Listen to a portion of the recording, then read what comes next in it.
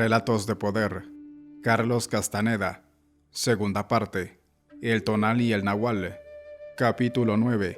El susurro del nahual. Cuando nos acercamos a los eucaliptos, vi a don Genaro sentado en un tronco. Sonriente, agitó la mano.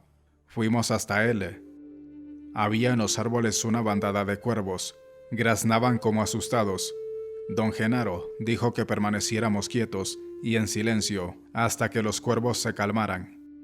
Don Juan reclinó la espalda contra un árbol y me indicó otro que estaba cerca, a su izquierda. Ambos dábamos la cara a don Genaro, que estaba a 3 o 4 metros de nosotros. Con un sutil movimiento de los ojos, don Juan me indicó reacomodar mis pies. Se erguía de pie con firmeza, los pies ligeramente separados, y solo la parte superior de sus omóplatos y el centro de su nuca tocaban el tronco. Los brazos le pendían a los lados. Y estuvimos así, tal vez 1 hora.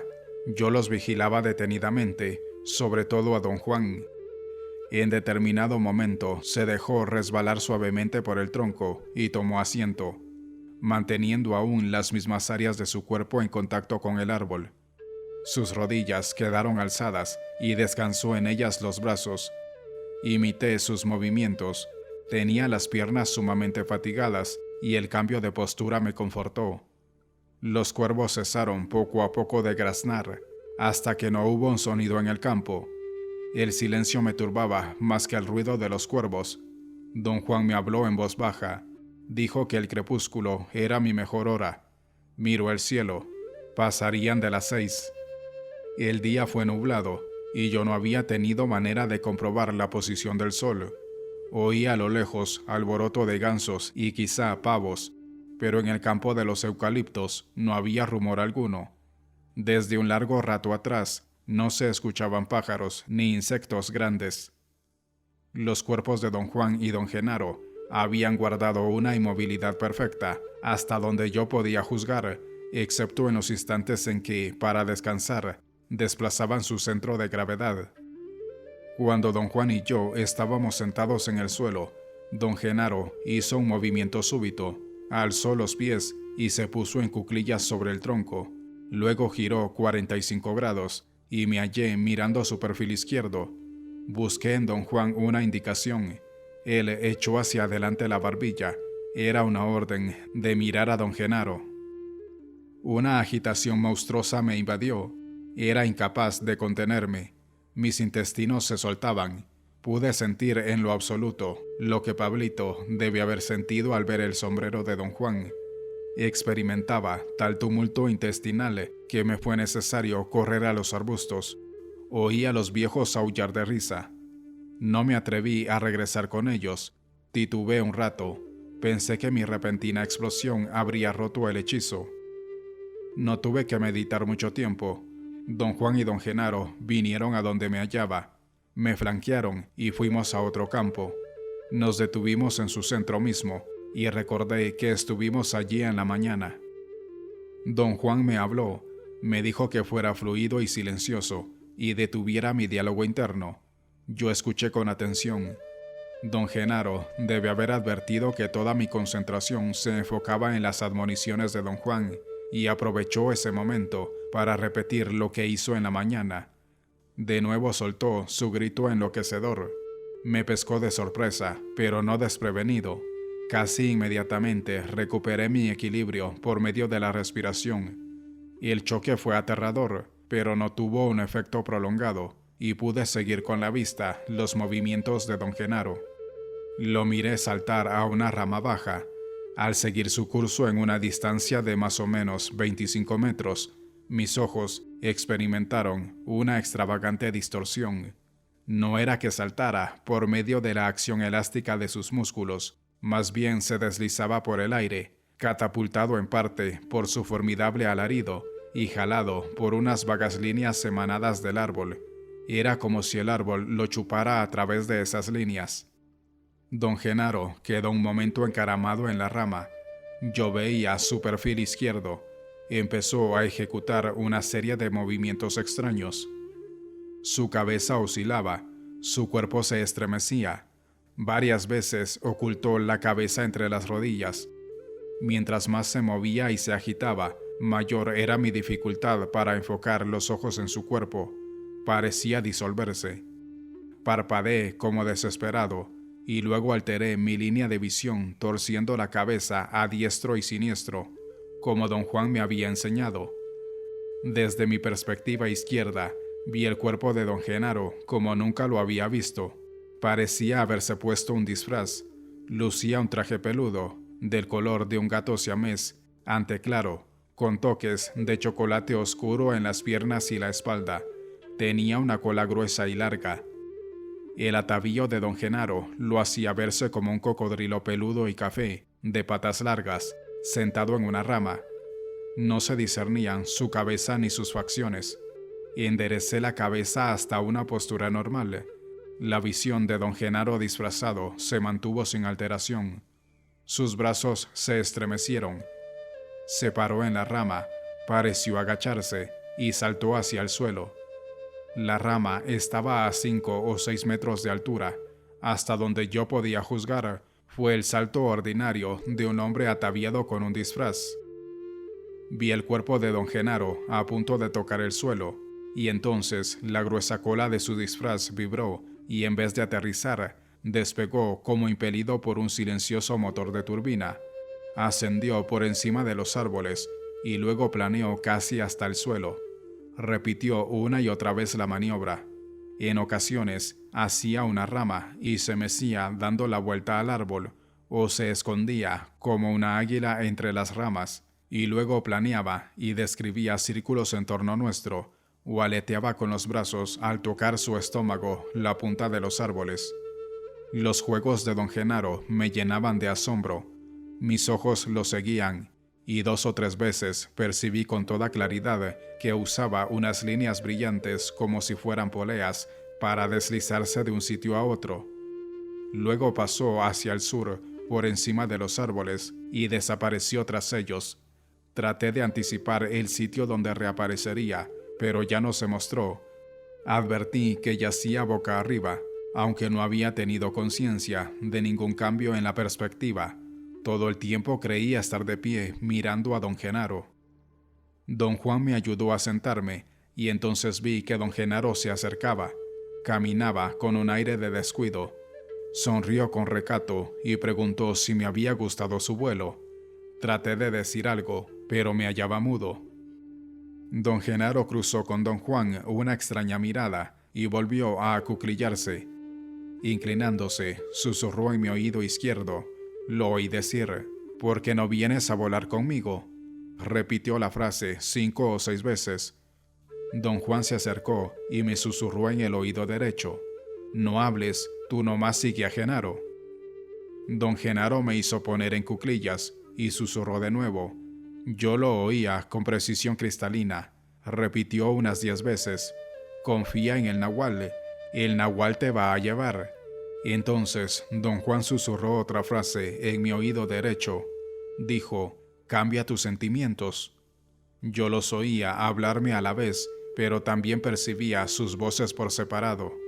Cada una de las indicaciones de don Genaro tenía que ver con el contexto general de deslizarse por el aire. Las que repetía docenas de veces parecían ser aquellas que se grababan en mi memoria. En cambio, las palabras de don Juan se referían a órdenes específicas que repitió incontables veces. El efecto del susurro doble fue por demás extraordinario. Parecía que el sonido de sus palabras individuales me partieran por la mitad. Finalmente, el abismo entre mis oídos fue tan ancho que perdí todo sentido de unidad. Había algo que sin duda era yo, pero carecía de solidez. Semejaba una niebla resplandeciente, una neblina amarillo oscuro, dotada de sentimientos. Don Juan dijo que iba a moldearme para el vuelo. Tuve entonces la sensación de que las palabras eran como unas pinzas que torcían y moldeaban mis sentimientos. Las palabras de don Genaro eran una invitación a seguirlo. Sentí que deseaba hacerlo, pero no podía. La disociación era tan grande que me incapacitaba.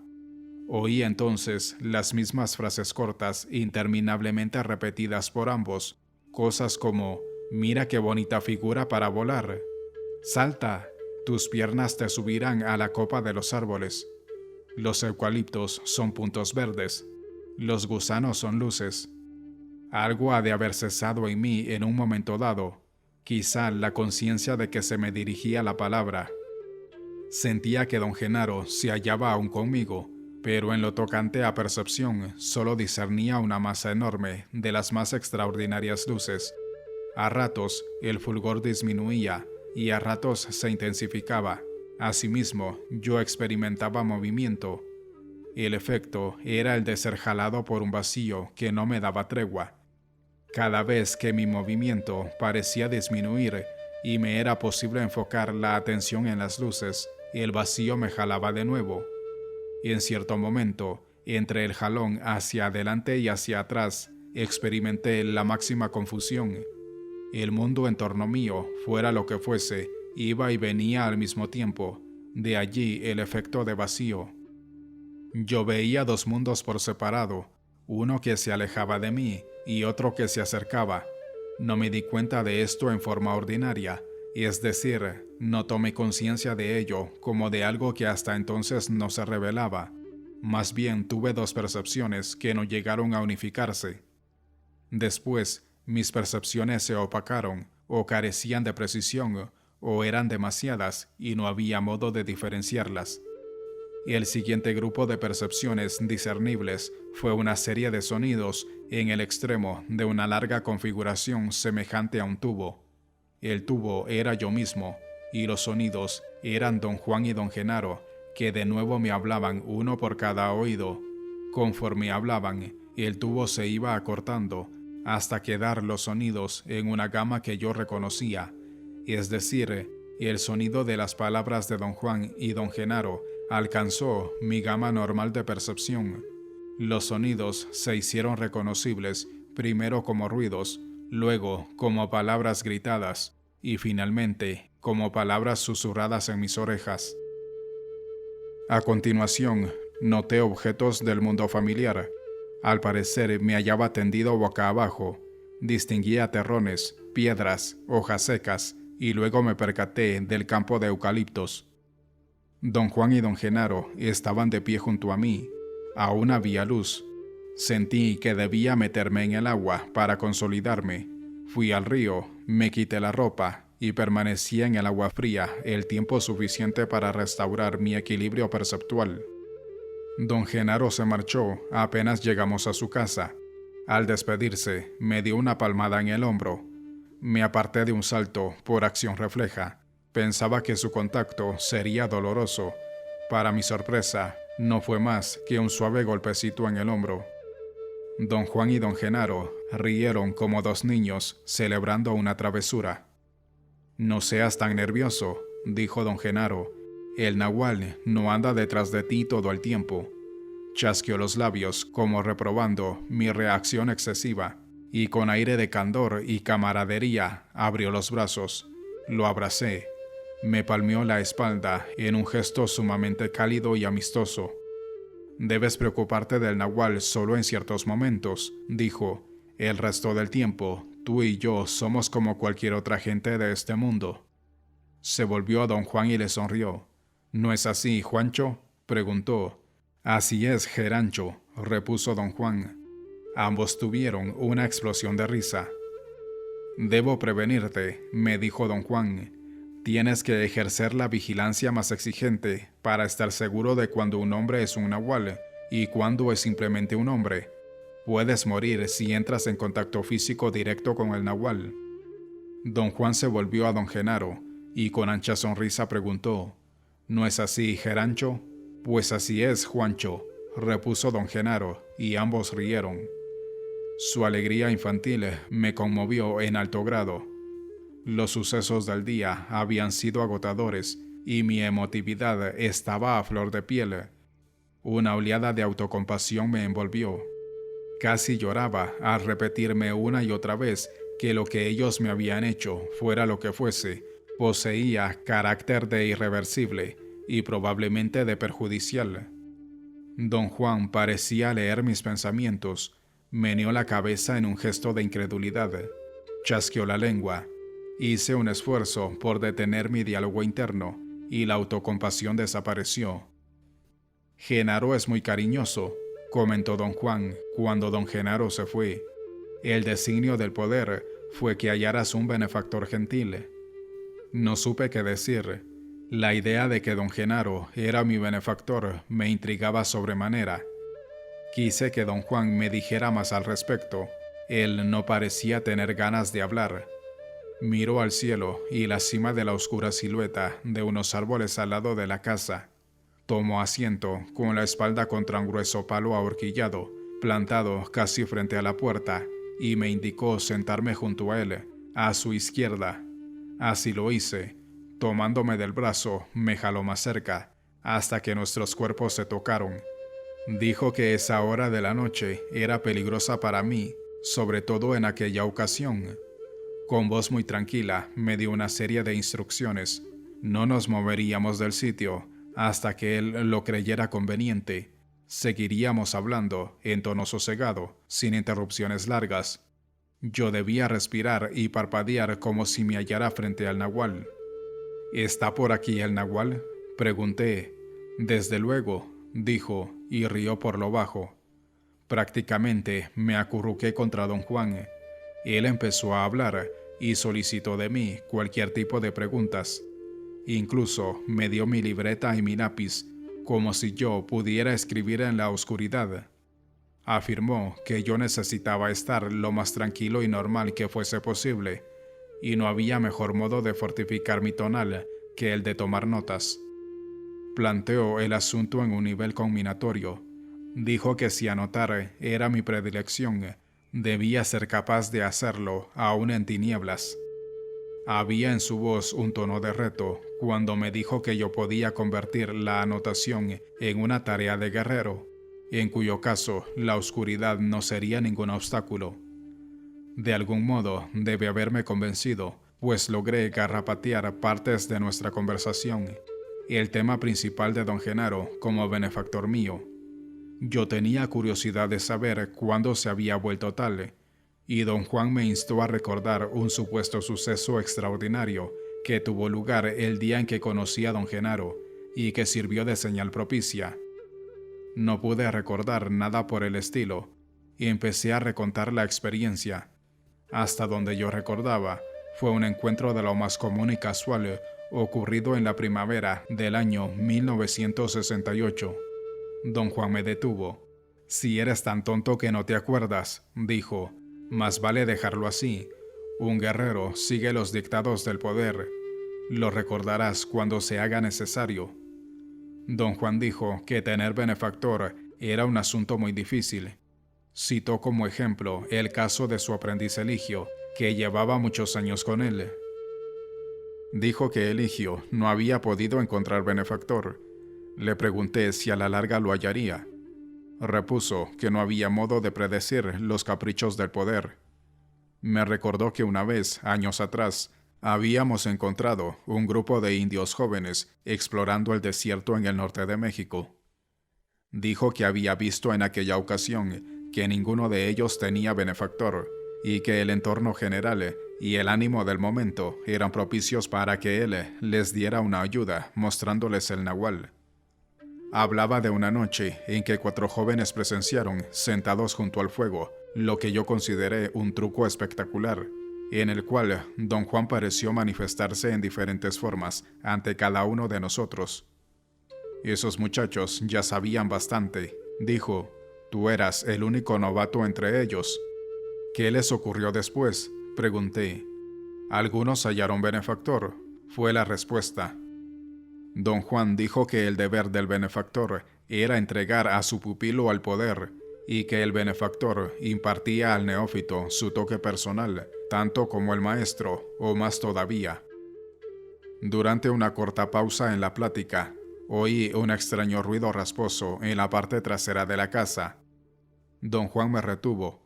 Yo casi me había levantado como reacción. Antes del ruido, nuestra conversación había sido para mí una cosa común y corriente, pero cuando ocurrió la pausa y hubo un momento de silencio, el extraño ruido se metió por él. En ese instante tuve la certeza de que nuestra conversación era un suceso extraordinario. Sentí que el sonido de las palabras de don Juan y las mías eran como una capa quebradiza y que el ruido había estado al acecho, en espera de una oportunidad para irrumpir. Don Juan me ordenó seguir sentado sin prestar atención al entorno. El sonido rasposo evocaba a un topo cavando en suelo duro y seco. En el momento en que pensé en el símil, tuve asimismo la imagen visual de un roedor como el que don Juan me había enseñado en la palma de su mano. Era como si me estuviese durmiendo y mis pensamientos se hicieran visiones o sueños. Inicié el ejercicio de respiración y sostuve mi estómago con las manos entrelazadas.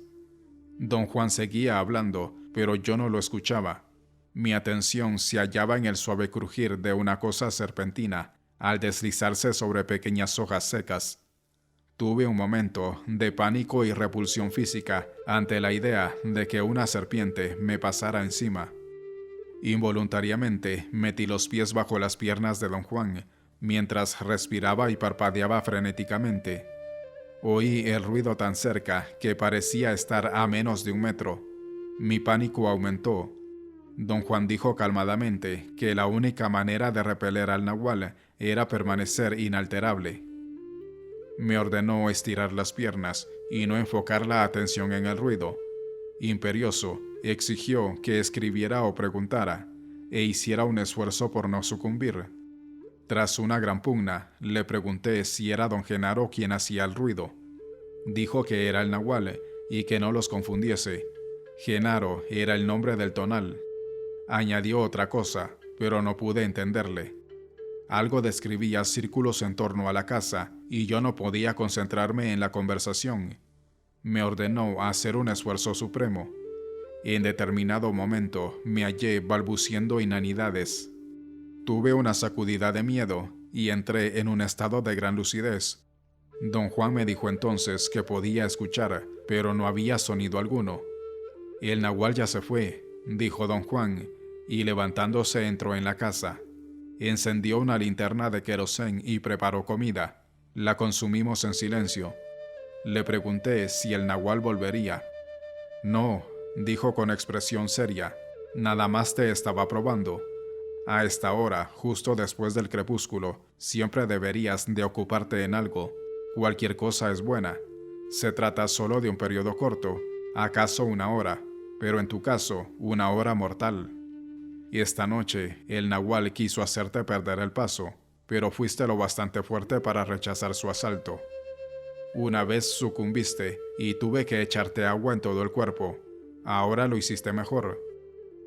Observé que la palabra asalto daba a lo ocurrido un aire de peligro. ¿Un aire de peligro? Bonita manera de decirlo, repuso. No estoy tratando de asustarte. Las acciones del nahual son mortales. Ya te lo he dicho, y no es que Genaro trate de hacerte daño. Al contrario, su preocupación por ti es impecable. Pero si no tienes el poder suficiente para detener la embestida del nahual, te mueres, pese a mi ayuda o a la preocupación de Genaro. Cuando terminamos de comer, don Juan tomó asiento junto a mí y por encima de mi hombro miró las notas. Comenté que probablemente tardaría años en ordenar todo lo que me había pasado ese día. Me habían inundado percepciones que ni siquiera tenía la esperanza de entender. Si no entiendes, estás muy bien, dijo él.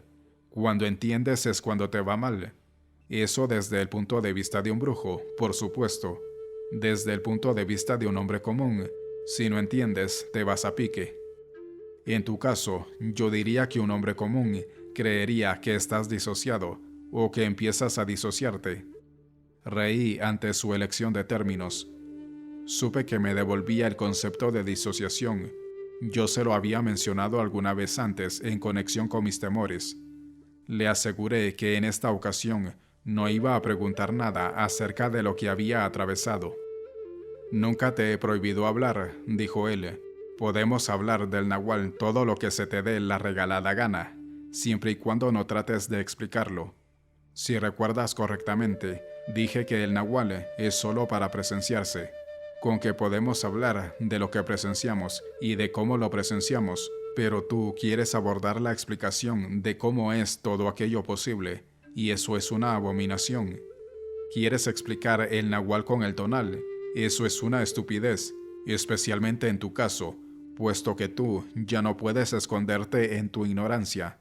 Tú sabes muy bien que nosotros tenemos sentido al hablar solo porque permanecemos dentro de ciertas fronteras, y esas fronteras no se aplican al nahual. Intenté aclarar el asunto. No era solamente que yo quisiera explicarlo todo desde un punto de vista racional. Sabes muy bien que te estás entregando, dijo. Mantener el orden significa ser un tonal perfecto, y ser un tonal perfecto significa darse cuenta de todo cuanto ocurre en la isla del tonal. Pero tú no estás haciendo eso. Con que tu argumento de mantener el orden carece de verdad. Lo usas solo para ganar una discusión. No supe qué decir. Don Juan me consoló, más o menos, diciendo que se requería una pugna titánica para limpiar la isla del tonal. Luego me pidió relatar cuanto había percibido en mi segunda sesión con el nahual. Después de escucharme, señaló que lo que vi como un cocodrilo peludo era el epítome del sentido humorístico de don Genaro. Qué lástima que todavía seas tan pesado. Siempre te atoras en el desconcierto y pierdes de vista el verdadero arte de Genaro. ¿Advirtió usted su apariencia, don Juan? No, la función era nada más para ti. ¿Qué vio usted? Todo lo que pude ver hoy fue el movimiento del nahual, deslizándose entre los árboles y girando en torno nuestro. Cualquiera que vea puede presenciar eso. ¿Y alguien que no ve? No presenciaría nada, solo quizá los árboles agitados por un ventarrón. Siempre interpretamos cualquier expresión desconocida del nahual como algo que conocemos. Y en este caso, el nahual podría interpretarse como una brisa que sacude las hojas, o aún como una luz extraña, como una luciérnaga de gran tamaño. Si un hombre que no ve se halla presionado, dirá que creyó ver algo, pero no pudo recordar qué. Esto es muy natural, él estaría diciendo la verdad. Después de todo, sus ojos no habrían juzgado nada extraordinario. Siendo los ojos del tonal, tienen que limitarse al mundo del tonal, y en ese mundo no hay nada asombrosamente nuevo, nada que los ojos no puedan captar y el tonal no pueda explicar. Le pregunté por las insólitas percepciones que me produjeron al susurrar en mis oídos. Esa fue la mejor parte de todo lo ocurrido, dijo. Podríamos prescindir de lo demás, pero ese fue el punto final del día. La regla pide que el benefactor y el maestro hagan ese arreglo final, y el más difícil de todos los actos. Tanto el maestro como el benefactor deben ser guerreros impecables antes de intentar siquiera la hazaña de partir a un hombre. Tú no sabes eso, porque todavía está más allá de tu dominio, pero el poder ha sido otra vez benévolo contigo.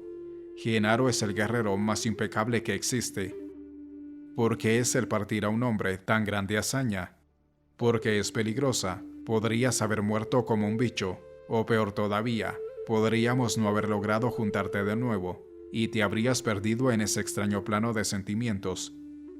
Porque era necesario que ustedes me hicieran eso, don Juan. Hay un cierto momento en que el nahual debe susurrar en el oído del aprendiz y partirlo. ¿Qué significa eso, don Juan? Para ser un tonal común y corriente, un hombre debe tener unidad. Todo su ser debe pertenecer a la isla del tonal. Sin esa unidad, el hombre se saldría de quicio. Un brujo, sin embargo, debe romper esa unidad, pero sin poner en peligro su ser. La meta de un brujo es durar, es decir, no correr riesgos innecesarios. Por ello, pasa años barriendo su isla hasta el momento en que puede, por así decirlo, escaparse de ella. Partir a un hombre en dos es la puerta para esa fuga. El partirte en dos, lo cual ha sido la cosa más peligrosa que has atravesado, fue sencillo y fácil. El nahual te guió con maestría. Créeme, solo un guerrero impecable puede hacer eso. Me sentí muy bien por ti. Don Juan me puso una mano en el hombro y experimenté un enorme impulso de llorar. Ya estamos llegando al punto en que usted no volverá a verme, ¿verdad? Pregunté. Riendo, meneó la cabeza. Te entregas a tu vicio como un hijo de la... dijo. Pero todos lo hacemos de diferentes modos, eso es todo. A veces yo también me entrego. Mi modo es sentir que te he consentido y debilitado. Sé que Genaro siente lo mismo con respecto a Pablito. Lo consiente como a un niño, pero así lo dispuso el poder. Genaro da a Pablito todo lo que es capaz de dar, y uno no puede desear que hiciera otra cosa. Uno no puede criticar a un guerrero por hacer cuanto impecablemente puede. Calló un rato. Yo estaba demasiado nervioso para guardar silencio. ¿Qué cree usted que me pasaba cuando me sentía chupado por un vacío?, pregunté. Te deslizabas, dijo como si tal cosa. ¿Por el aire? No, para el nahual no hay tierra, ni aire, ni agua. En este momento, tú mismo puedes estar de acuerdo con esto. 2 veces estuviste en ese limbo y solo estabas a las puertas del nahual. Me has dicho que todo cuanto encontraste era insólito.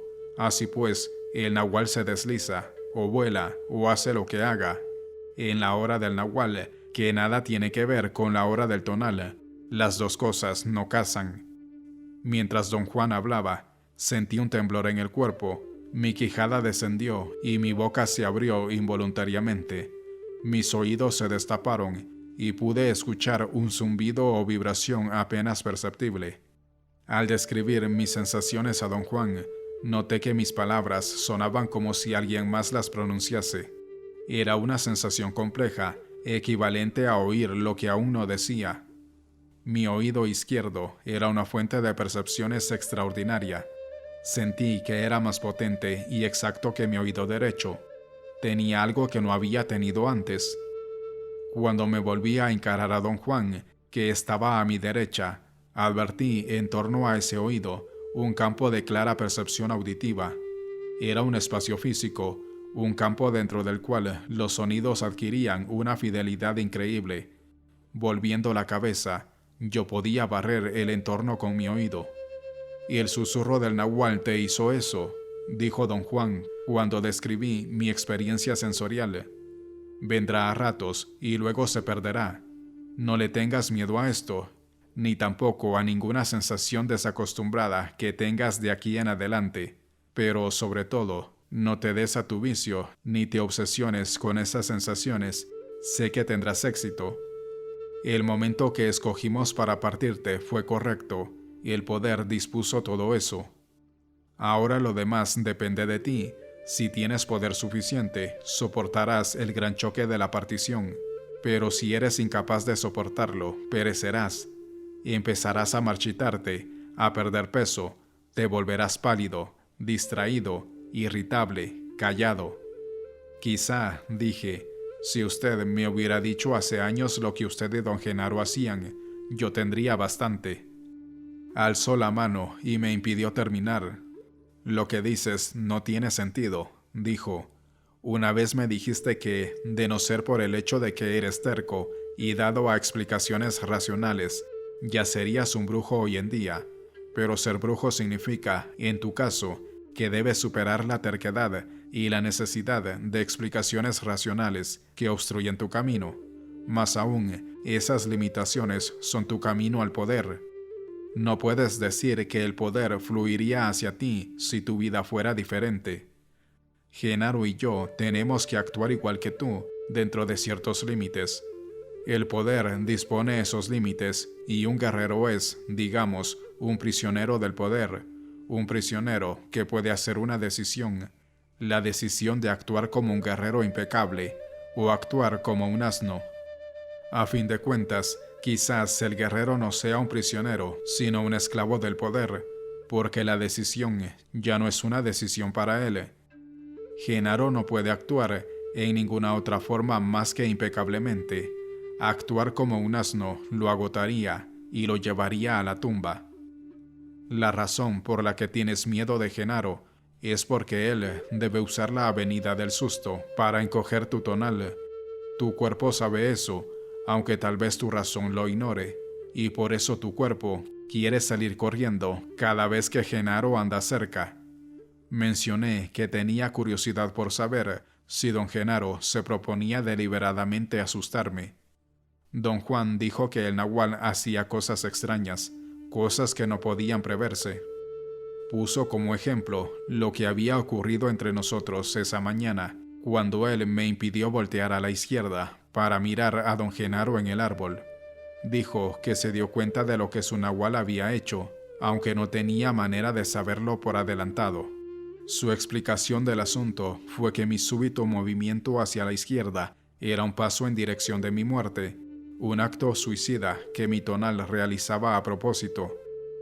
Ese movimiento agitó el nahual de don Juan, con el resultado de que una parte suya cayó encima de mí. Hice un gesto involuntario de perplejidad. «Tu razón te está diciendo otra vez que eres inmortal», dijo. «¿Qué quiere usted decir con eso, don Juan? Un ser inmortal tiene todo el mundo para dudas y desconciertos y temores. Un guerrero, en cambio, no puede aferrarse a los significados que se hacen bajo las órdenes del tonal, porque el guerrero sabe con certeza que la totalidad de sí mismo tiene solo un poquito de tiempo sobre esta tierra». Quise presentar un argumento serio.